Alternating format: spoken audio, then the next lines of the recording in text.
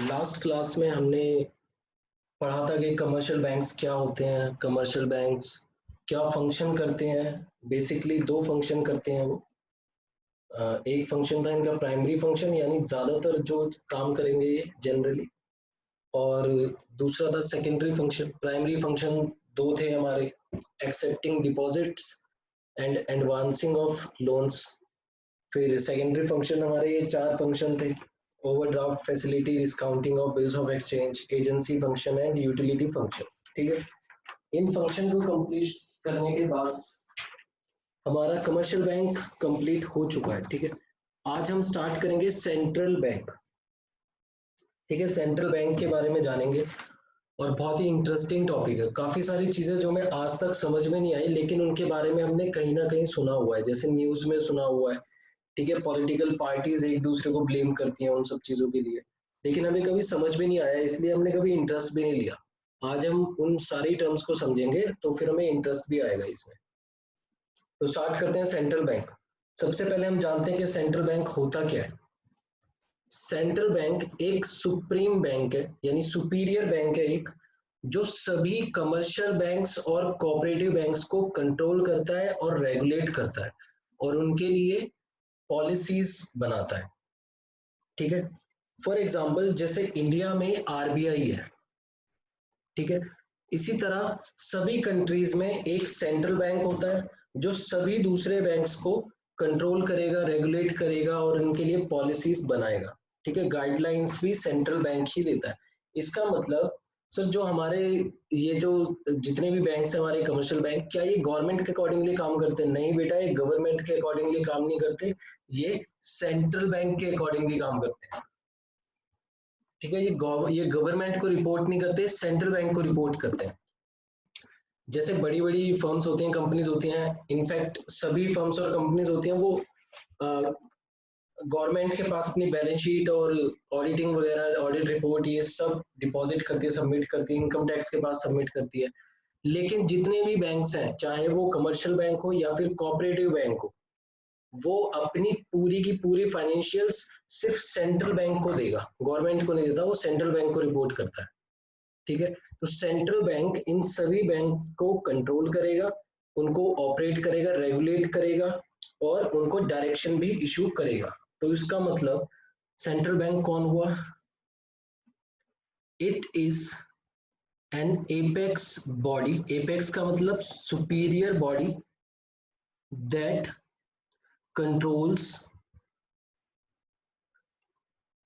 Control करेगा, regulates and give guidelines to the commercial bank.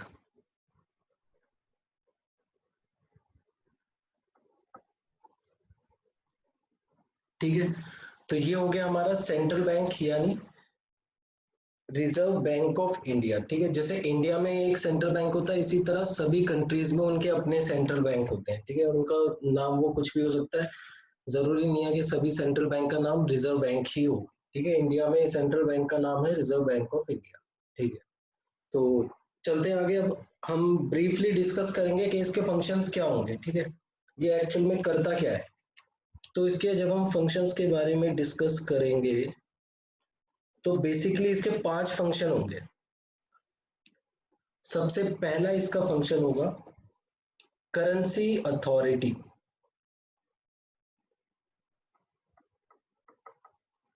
ठीक है, करेंसी अथॉरिटी, इसको हमने करेंसी अथॉरिटी क्यों बोला? क्योंकि जो इंडिया में करेंसी प्रिंट करता है बेटा, वो गवर्नमेंट प्रिंट नहीं करती है, वो आरबीआई ही प्रिंट करता है। ठीक है, आरबीआई यानी सेंट्रल बैंक ही करेंसी को प्रिंट करेगा और इनको इशू करेगा। ठीक है, इसलिए हमने इसको क्या बोला? Currency authority. सिर्फ 1 रुपए के जो नोट होंगे और कॉइन होंगे वो आरबीआई इशू नहीं कर सकता। वो कौन इशू करता है? वो सिर्फ सेंट्रल गवर्नमेंट ही इशू करती है, यानी मिनिस्ट्री ऑफ फाइनेंस इशू करती है। यानी बाकी सारे जितने भी करेंसी नोट्स हैं, जैसे 1 के अलावा हो गया, 2 हो गया, 5 हो गया, 10, 20, 50, ये सब सेंट्रल बैंक ही प्रिंट करता है इंडिया। ठीक है, इसलिए हमने इसको करेंसी अथॉरिटी भी कहा। ठीक है, all currency notes and coins printed by RBI except 1 rupee note and coins। ठीक है, तो हमने आरबीआई को करेंसी अथॉरिटी क्यों कहा? क्योंकि वो सभी तरह के नोट्स प्रिंट करेगा, चाहे वो नोट्स हैं या फिर कॉइन्स है, except 1 rupee note and coins. 1 रुपए के सिक्के और करेंसी नोट आरबीआई नहीं, मिनिस्ट्री ऑफ फाइनेंस प्रिंट करती है, बाकी सभी तरह के आरबीआई ही प्रिंट करेगा। ठीक है, अब आते हैं इसके सेकंड फंक्शन पे। बेटा जहां पर समझ में नहीं आया ना तो मुझे बता देना, मैं उसको फिर से रिपीट कर दूंगा। अब आते हैं सेकंड पर। सेकंड है हमारा banker to the government, banker to the government.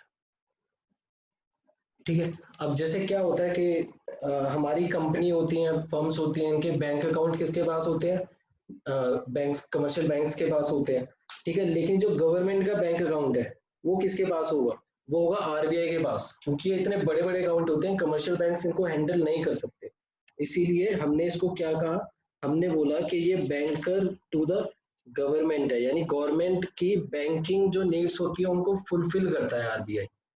For example, अगर गवर्नमेंट को लोन की जरूरत है तो लोन भी प्रोवाइड करता है आरबीआई। गवर्नमेंट को कुछ सिक्योरिटीज इशू करनी है, जैसे गवर्नमेंट इन्वेस्टमेंट कराना चाहती है पब्लिक से, तो वो आरबीआई के थ्रू ही अपनी सिक्योरिटीज इशू करती है। इसलिए हमने इसको क्या कहा? हमने इसको बैंकर टू द गवर्नमेंट कहा। ठीक है, इसमें छोटा सा लिख लेते हैं, it handles all the banking operations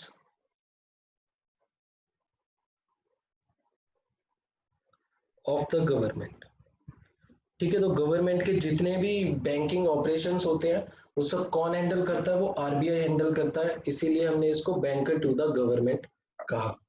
अब आते हैं इसके थर्ड पॉइंट, थर्ड फंक्शन पे। थर्ड फंक्शन है इसका bankers bank, bankers bank and supervisor. ठीक है, बैंकर्स बैंक एंड सुपरवाइजर जान लेते हैं इसके बारे में। बैंकर्स बैंक का मतलब क्या? फॉर एग्जाम्पल, हमें जब लोन की जरूरत पड़ती है तो हम कमर्शियल बैंक्स के पास जाते हैं। ठीक है, कमर्शियल बैंक्स हमें लोन दे देते हैं, लेकिन जब कमर्शियल बैंक्स के पास पैसे की कमी होती है, हो सकता है उनके पास कैश नहीं है, तो फिर वो क्या करेंगे? वो अपने किसी दूसरे बैंक से लोन ले सकते हैं। ठीक है, ले सकते हैं, आपस में बैंक्स, कमर्शियल बैंक्स एक दूसरे से लोन लेते हैं। ठीक है, अगर किसी बैंक को कहीं से भी लोन ना मिले तो फिर वो कहाँ जाएगा लोन लेने? वो जाएगा आरबीआई के पास। इसलिए हमने इसको बैंकों का भी बैंक बोला, यानी bankers bank and supervisor. Supervisor क्यों कहा हमने इसको बैंक का? क्योंकि ये बैंक्स को रेगुलेट करता है, कंट्रोल करता है। ठीक है, और उनको गाइडलाइंस भी प्रोवाइड कराता है। आगे चलते हैं, आते हैं इसके फोर्थ फंक्शन पे। तो इसका फोर्थ फंक्शन है हमारे पास controller of money supply and credit.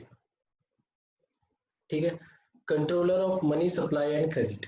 बेटा जब हमने मनी सप्लाई टॉपिक किया था तो हमने बहुत अच्छे से सीखा था कि मनी सप्लाई एक्चुअल में होती क्या है, और हम ये भी जानते हैं कि सप्लाई ऑफ मनी कौन करेगा? ये आरबीआई ही करता है। और एक्चुअल में कितने नोट प्रिंट होने चाहिए? चलो ये तो हमने जाना कि प्रिंटिंग कौन करेगा, करेंसी नोट्स की आरबीआई करेगा, लेकिन कितने नोट्स प्रिंट होने चाहिए, कितने वैल्यू के नोट्स, कितने रुपए के नोट, कितने डिनोमिनेशन में कितने नोट्स होने चाहिए, ये सब कौन कंट्रोल करेगा? ये सब आरबीआई ही डिसाइड करेगा।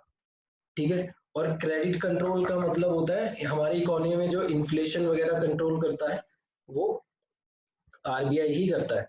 जैसे महंगाई चल रही है या फिर मंदी चल रही है, तो ये गवर्नमेंट कंट्रोल नहीं करती है, ये आरबीआई कंट्रोल करता है। आरबीआई अपनी पॉलिसीज लेकर आता है, गवर्नमेंट इसमें कोई रोल नहीं रहता गवर्नमेंट का। ठीक है, इसमें आरबीआई अपनी पॉलिसीज लेकर आता है। तो इसलिए हमने इसको क्या बोला, controller of money supply and credit. आगे चलते हैं, सबसे लास्ट है इसमें जो इसका फिफ्थ फंक्शन है वो है custodian of foreign exchange. Foreign exchange का मतलब क्या होता है? फॉरेन एक्सचेंज का मतलब होता है फॉरेन करेंसी, डॉलर्स हो गए, येन हो गए, ठीक है, द्राम हो गए, ये सब जितने भी दूसरी कंट्री की करेंसीज हैं ये सब फॉरेन करेंसी होती हैं, इनको हम फॉरेक्स बोलते हैं, यानी फॉरेन एक्सचेंज। तो बेटा फॉरेन एक्सचेंज इंडिया में कैरी करना इलीगल है। ठीक है, अगर मेरे पास डॉलर्स हैं तो मुझे जेल हो सकती है, क्योंकि मैं बिल्कुल भी ऑथराइज नहीं हूँ to carry the foreign currency. ठीक है, ये राइट किसको है फॉरेन करेंसी कैरी करने का? सिर्फ और सिर्फ रिजर्व बैंक ऑफ इंडिया को। ठीक है, इसीलिए हमने इसको क्या बोला, custodian of foreign exchange. India में किसी को भी फॉरेन एक्सचेंज कैरी करने का राइट नहीं है। हम डॉलर या कोई भी फॉरेन करेंसी को कैरी नहीं कर सकते। ठीक है, अगर हम आउट ऑफ इंडिया से आ रहे हैं वापस इंडिया में और हमारे पास दूसरे देशों की करेंसी है तो हमें वो क्या करना पड़ेगा, हमें उसको एयरपोर्ट पर एक्सचेंज कराना पड़ेगा इंडियन रुपी में। इंडियन रुपी में कन्वर्ट कराने के बाद जो फॉरेन करेंसी होती है वो आरबीआई के पास चली जाती है और हमें इंडियन रुपीस मिल जाते हैं। ठीक है, इसीलिए हमने इसको फिफ्थ फंक्शन इसका क्या बोला, कस्टोडियन ऑफ फॉरेन एक्सचेंज। तो ये थे आरबीआई के 5 फंक्शंस। क्लियर है सबको? कुछ पूछना है इसमें?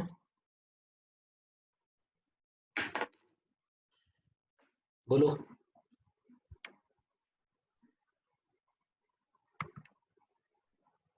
बोलो बेटा, आंसर करो जल्दी, फिर आगे चलना है।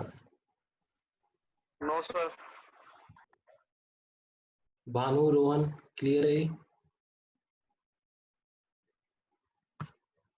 Yes sir. चलो, तो ये थे आरबीआई के 5 फंक्शन। अब इसके कुछ फंक्शन ऐसे हैं जो हमें और ज्यादा डिस्कस करने की जरूरत है। ठीक है, कुछ फंक्शन ऐसे हैं जो हमें और ज्यादा क्लियर करने की जरूरत है, तो उन फंक्शंस के बारे में एक बार डिस्कशन हम कर लेते हैं। तो सबसे पहले हम बात करेंगे बैंकर्स बैंक एंड सुपरवाइजर। ठीक है, इसका थर्ड फंक्शन था, इसको हम ब्रीफली डिस्कस करने वाले हैं। Bankers bank and supervisor.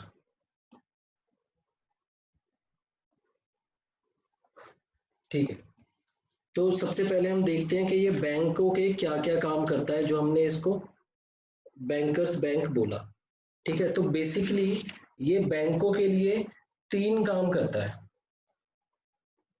सबसे पहला, कस्टोडियन ऑफ कैश रिजर्व। ठीक है, फिर इसके बाद सेकंड है इसमें lender of last resort. Lender of last resort. और थर्ड है इसमें क्लियरिंग हाउस। ठीक है, तो इन तीनों फंक्शन को हम डिस्कस करते हैं। ठीक है, ये इसके फंक्शन के सब फंक्शन है, यानी एक इस काम में ये क्या क्या रोल प्ले करता है, तो इसके बारे में हम डिस्कस कर रहे हैं। तो सबसे पहला कस्टोडियन ऑफ कैश रिजर्व। बेटा होता क्या है, बहुत ध्यान से देखना। मैं समझाने वाला हूँ कि कैश रिजर्व क्या होता है, पहले हमें कैश रिजर्व समझना चाहिए। ठीक है,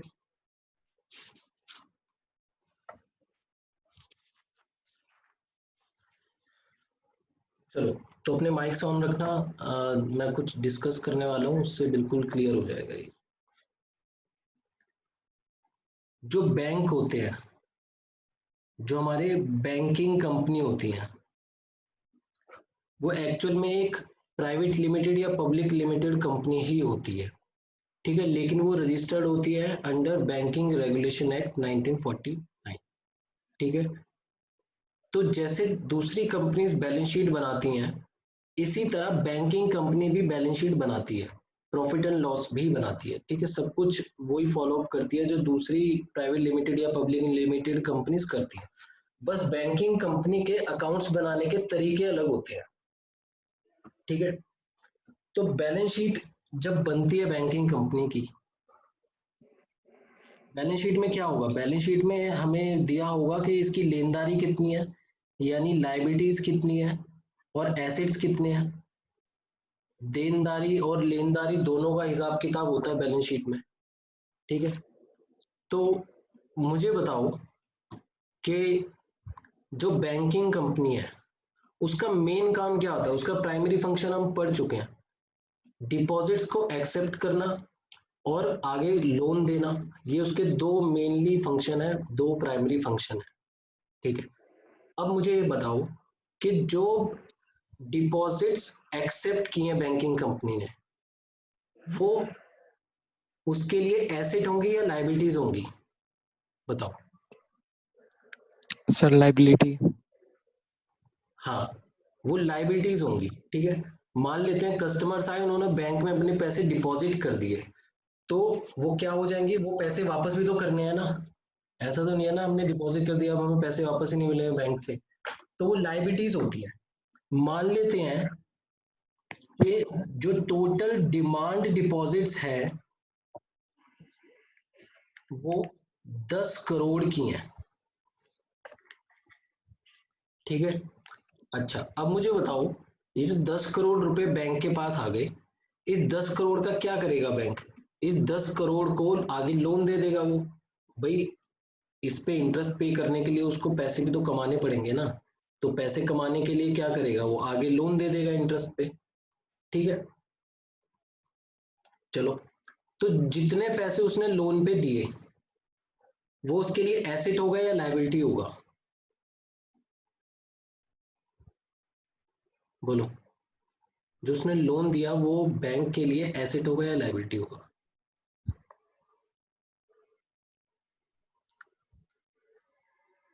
सर एसेट। एसेट होगा, ठीक है।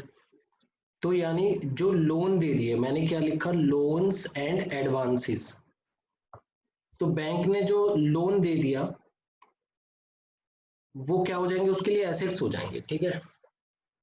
अच्छा, तो यहाँ तक किसी को कोई डाउट तो नहीं है ना, रोहन, सार्थक, भानु, जल्दी से बताओ, कोई डाउट नहीं है किसी को यहाँ तक। No sir.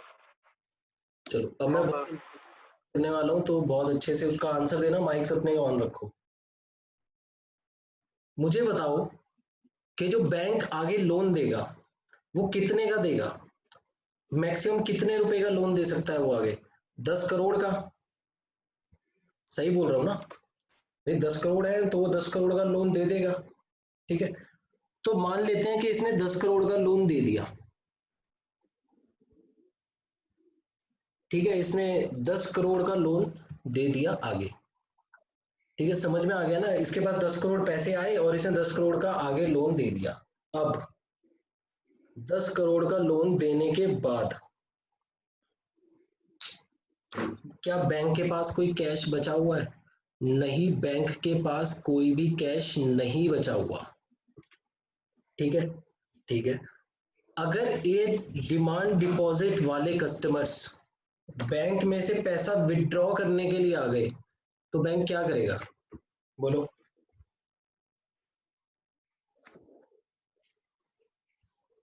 समझ में आया क्या प्रॉब्लम आ रही है बैंक को, बैंक ये कह रहा है कि मैं पूरे 10 करोड़ रुपए लोन दे दूंगा और फिर इन कस्टमर्स में से कोई पैसे निकालने आ गया तो उसको मना तो कर नहीं सकते ना, ऐसा तो नहीं हो सकता ना कि हम बैंक में से अपने पैसे विड्रॉ करने जाए और बैंक वाले बोले कि नहीं पैसे नहीं है हमारे पास, हम पैसे नहीं दे सकते, ऐसा तो वो बोल ही नहीं सकते, क्यों, क्योंकि बेटा ये डिमांड डिपॉजिट्स हैं, ये तो कभी भी वापस करनी पड़ सकती है बैंक को, जैसी कस्टमर डिमांड करेगा ये वापस करनी पड़ेगी। तो बैंक को क्या करना है, अब क्या हुआ, बैंक इस चीज की टेंशन नहीं लेते थे, ठीक है। बैंकों ने क्या बोला, हम पूरा का पूरा लोन दे दो, हमें इस चीज की टेंशन नहीं लेनी, कस्टमर आएगा जब का जब देख लेंगे। लेकिन क्या ये सही चीज है? नहीं, ये सही चीज नहीं है। तो इसीलिए आरबीआई ने एक पॉलिसी निकाली, ठीक है। आरबीआई ने पॉलिसी निकाली कि जितनी लाइबिलिटीज होंगी एक बैंक के ऊपर, जितनी एक बैंक के ऊपर लाइबिलिटीज है, कितनी लाइबिलिटीज है, 10 करोड़ लाइबिलिटीज है, उसका कुछ परसेंट उसको अपने पास कैश रखना पड़ेगा, ठीक है। इसका मतलब अब वो 10 करोड़ का लोन नहीं दे सकते, ठीक है। उनको कुछ कैश, कुछ percent of, some percent of cash have to be cash in hand, ठीक है। तो कुछ कैश इनको अपने पास रखना पड़ेगा, पूरा का पूरा एज अ लोन नहीं दे सकते। से कि वो था 10%, मान लो 10% था, तो उनको कितना कैश रखना पड़ेगा अपने पास? तो यहाँ पे इनको कैश रखना पड़ेगा 1 करोड़। रुपए। तो अब ये 9 करोड़ दे सकते हैं लोन पर, ठीक है। अब ये 9 करोड़ दे सकते हैं। अब मुझे बताओ कि जो 1 करोड़ इन्होंने कैश रखा है, ठीक है, हो सकता है कि ये कैश एक्चुअल में रखे ही ना, सिर्फ बुक्स में शो कर रहे हैं, हो सकता है, नहीं हो सकता? हाँ हो सकता है, विंडो ड्रेसिंग हो सकती है, होती है, कई सारे बैंक्स पकड़े भी गए हैं इसमें, ठीक है। प्रॉब्लम समझ रहे हो ना क्या है? आरबीआई चाहता है कि फ्रॉड ना हो, तो बैंक्स बहुत होशियार होते हैं बेटा, बैंक्स के पास बड़े बड़े सीएस होते हैं, लॉयर्स होते हैं, उनका काम क्या होता है? उनका काम यही होता है कि बैंक किस तरह से पैसे कमा सके। पैसे कमाने के लिए वो कुछ भी कर सकते हैं, ठीक है। उनको सैलरी इसीलिए दी जाती है जिससे वो अपना दिमाग चलाए। तो क्या हुआ, ये बैंक हो सकता था कि 1 करोड़ रुपए शो तो कर रहा है बुक्स में, लेकिन 1 करोड़ इसके पास होना। इसीलिए आरबीआई ने क्या कहा, आरबीआई ने बोला कि ये जो कैश है ना, ये आप अपने पास नहीं रखोगे, ये आप आरबीआई के पास डिपॉजिट करा के रखोगे, ठीक है। यानी ये मिनिमम कैश बैलेंस आरबीआई को देना पड़ेगा, यानी कैश विद आरबीआई इनको करना पड़ेगा। तो यानी 1 करोड़ रुपए जो आया, इसको हमने क्या बोला, कैश रिजर्व 1 करोड़, ये आरबीआई के पास इन्हें डिपॉजिट कराना पड़ेगा। तो ये क्या हो गया, समझ में आया कैश रिजर्व क्या हो गया? बोलो यस सर। रोहन,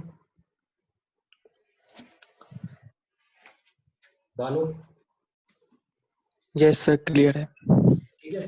तो कैश रिजर्व क्या अमाउंट है? कैश रिजर्व वो अमाउंट है जो एक बैंक को आरबीआई के पास डिपॉजिट कराना पड़ेगा, ठीक है। और हमने इस एग्जांपल में देखा कि वो 10% ऑफ द लाइबिलिटीज है, 10% ऑफ द लाइबिलिटीज, ठीक है। अगर ये 12 करोड़ होती तो ये 1 करोड़ 20 लाख हो जाता।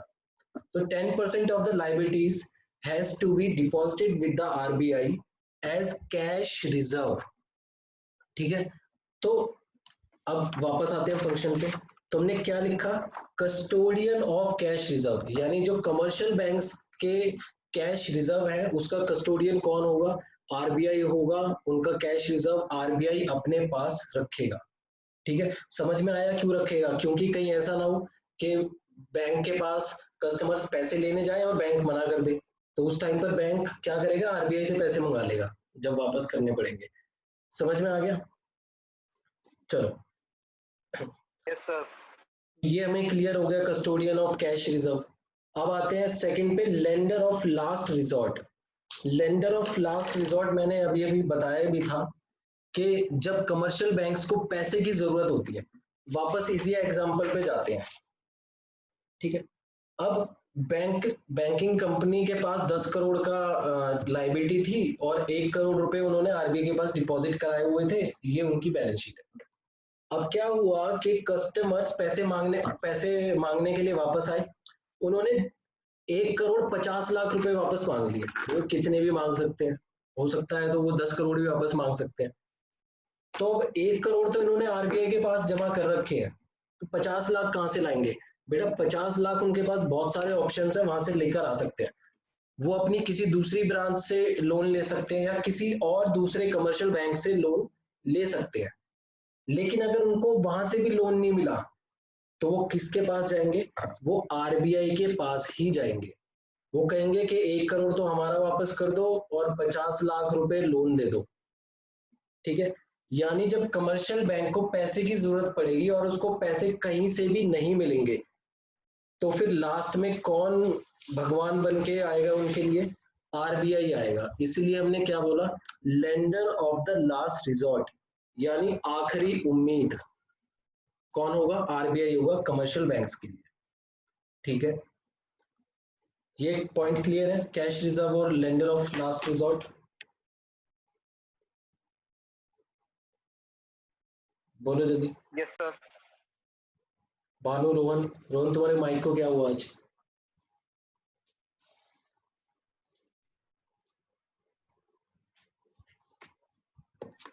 रोहन, भानु क्लियर है पॉइंट? Yes sir. चलो अब आते हैं थर्ड सब फंक्शन पे। और थर्ड फंक्शन क्या है? हम क्या कर रहे हैं, हम bankers, bank and supervisor function को ब्रीफली डिस्कस कर रहे हैं। ठीक है, चलो रोहन का आज माइक काम नहीं कर रहा है, आगे चलते हैं। तो रोहन बेटा, जहां पर तुम्हें कुछ प्रॉब्लम हो तो चैट सेक्शन में टाइप कर देना, मैं चेक कर लूंगा। तो आगे चलते हैं। थर्ड हमारा पॉइंट है क्लियरिंग हाउस। क्लियरिंग हाउस बेटा, क्लियरिंग का मतलब ये नहीं कि साफ सफाई करने वाला घर है। ठीक है, क्लियरिंग का मतलब हम जानते हैं कि होता क्या है, समझते हैं। मुझे बताओ कि आजकल तो सब ऑनलाइन पेमेंट ही कर रहे हैं। ठीक है, बैंक में जाना भी खतरे से खाली नहीं है। और अब तो ये भी चल पड़ा है कि जो करेंसी नोट्स हैं उनसे भी इन्फेक्शन फैल सकता है। इसीलिए करेंसी नोट्स को लेना और देना भी बहुत रिस्की हो सकता है। ठीक है, तो इसलिए सब ऑनलाइन बैंकिंग ही यूज कर रहे हैं। तो चलो इसका एक एग्जांपल लेते हैं।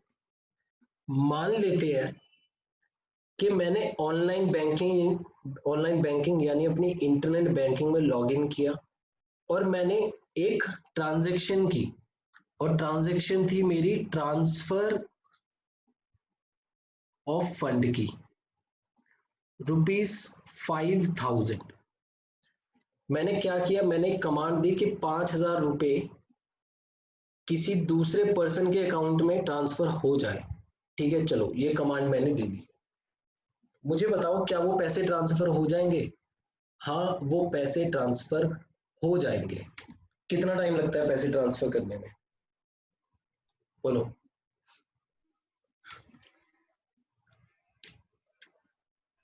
भानु, सार्थक? Sir 5 seconds.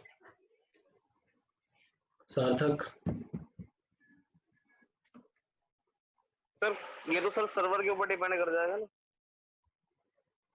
बेटा वो तो अलग अलग केसेस हो गए, लेकिन अगर सब कुछ ठीक है, यानी इंटरनेट भी बहुत अच्छा चल रहा है, सर्वर भी डाउन नहीं है, तो कितना टाइम लगता है? नैनो सेकंड्स में हो जाएंगे सर फिर तो। हाँ, मतलब अगर हम बात करते हैं कि जैसे हम व्हाट्सएप पे एक पिक्चर सेंड करते हैं तो उसमें ज्यादा टाइम लगेगा, उससे कम टाइम में हमारे पैसे ट्रांसफर हो जाएंगे। ठीक है, लेकिन ये क्या, ये पैसे सिर्फ ऐसे ही ट्रांसफर हो जाएंगे कि हमने कमांड दी और दूसरे के अकाउंट में पैसे चले गए? नहीं, ऐसे ट्रांसफर नहीं होते। इसके अंदर बहुत सारे अप्रूवल्स लेने होते हैं। होता क्या है, सबसे पहले हमने रिक्वेस्ट दी ऑनलाइन। ऑनलाइन जब कमांड देते हैं तो हम रिक्वेस्ट देते हैं बैंक को। ठीक है, मान लेते हैं कि ये रिक्वेस्ट हमारी कौन से बैंक होती है, हमारा अकाउंट है HDFC बैंक में फॉर एग्जाम्पल। ठीक है, HDFC बैंक को 5000 रुपये ट्रांसफर करने की हमने रिक्वेस्ट दी।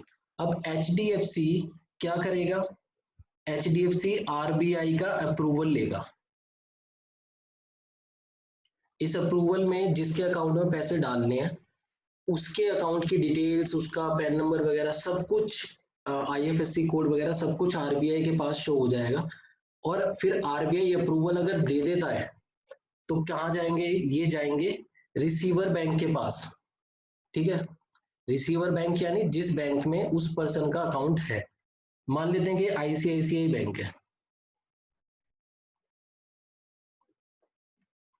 ठीक है, ICICI लिमिटेड है, इसके पास रिक्वेस्ट गई। फिर इसने क्या किया, इसने रिसीवर के अकाउंट में पैसे डाल दिए। ठीक है, तो बेटा ये पूरा प्रोसेस होता है, उसके बाद फंड ट्रांसफर होता है, और इस प्रोसेस को करने में 1 सेकंड से भी कम टाइम लगता है कभी कभी तो, ठीक है, कभी कभी ज्यादा भी लग सकता है, तो वो डिपेंड करता है सर्वर पे। लेकिन अगर हम नॉर्मल सिचुएशन की बात करें तो विद इन 1 सेकंड ये हो जाता है, ठीक है। समझ में आया? तो आरबीआई ने क्या किया, आरबीआई ने इस रिक्वेस्ट को अप्रूव करने का काम किया। सर इसमें आरबीआई को बीच में आने की क्या जरूरत है? बेटा आरबीआई को बीच में आने की इसलिए जरूरत है क्योंकि आरबीआई चेक करता है कहीं ये अनऑथराइज्ड ट्रांजैक्शन तो नहीं है, कहीं ये आ, किसी टेररिस्ट ग्रुप के पास तो नहीं जा रही है, किसी गलत पर्सन के पास तो नहीं जा रही है, फ्रॉडुलेंट एक्टिविटी तो नहीं है। तो ये सारी चीजें आरबीआई बीच में चेक करता है, उसके बाद अप्रूवल देता है, ठीक है। तो इसीलिए हमने क्या बोला कि आरबीआई एक क्लियरिंग हाउस है, जो हमारी अप्रूवल, हमारी ट्रांजैक्शंस को क्लियर करता है हमारे लिए, ठीक है। 1 रुपए की भी अगर हम ट्रांजैक्शन करते हैं ना तो उसका प्रोसेस यही होता है, तो भी आरबीआई अप्रूवल देता है, ठीक है। तो इसलिए हमने आरबीआई को क्या बोला, हमने आरबीआई को बोला क्लियरिंग हाउस एजेंट होता है, वैसे ये सीएच क्लियरिंग हाउस होता है। समझ में आया? सर अगर ये इतने सारे प्रोसेस होते हैं एक ट्रांजैक्शन करने में, तो ये 1 सेकंड में कैसे हो जाता है? बेटा 1 सेकंड में इसलिए हो जाता है क्योंकि ये सारे अप्रूवल, सारे ट्रांजैक्शंस ऑनलाइन होते हैं, और आरबीआई के पास सुपर कंप्यूटर है। सुपर कंप्यूटर मैं समझता हूँ कि सभी जानते हैं होता क्या है। सुपर कंप्यूटर सबसे बड़ा कंप्यूटर होता है, ठीक है, मल्टीटास्किंग में वो स्पेशलिस्ट होता है, बहुत बड़ा। हमारा जो रूम होता है उससे ही बड़ा कंप्यूटर होता है, तो वो ट्रांजैक्शन को बहुत स्पीडीली करता है, तो इसलिए इसमें बिल्कुल भी टाइम नहीं लगता। ये तो बच्चों का खेल है एक सुपर कंप्यूटर के लिए। जब हम न्यूक्लियर बॉम्ब वगैरह इशू क्या बोलते हैं यूज करना चाहते हैं, बहुत सारी चीजें यूज करना चाहते हैं इस तरह की, तो सुपर कंप्यूटर ही उसमें काम आता है। न्यूक्लियर बॉम्ब जैसे टीवी में दिखाते हैं कि हमारा कंप्यूटर है और उसमें हमने ट्रांजैक्शन दी, ऐसे नहीं चलता, वो सुपर कंप्यूटर यूज करना पड़ता है उसके लिए, ठीक है। तो इसलिए ट्रांजैक्शन बहुत स्पीडीली हो जाती है due to use of supercomputer. तो ये था हमारा bankers bank and supervisor function को हमने इलेबरेट किया। इसके अंदर 3 सब फंक्शन थे। पहला कस्टोडियन ऑफ कैश रिजर्व, हम समझ चुके हैं बहुत अच्छे से। लेंडर ऑफ लास्ट रिजॉर्ट, ये भी हम कर चुके हैं। और क्लियरिंग हाउस, यानी वो हमारे फंड्स क्लियर करने में अप्रूवल देता है, हमारी हेल्प करता है, तो इसलिए हमने उसको क्लियरिंग हाउस भी कहा, ठीक है। इस पूरे फंक्शन में कोई डाउट किसी को? बताओ जल्दी से।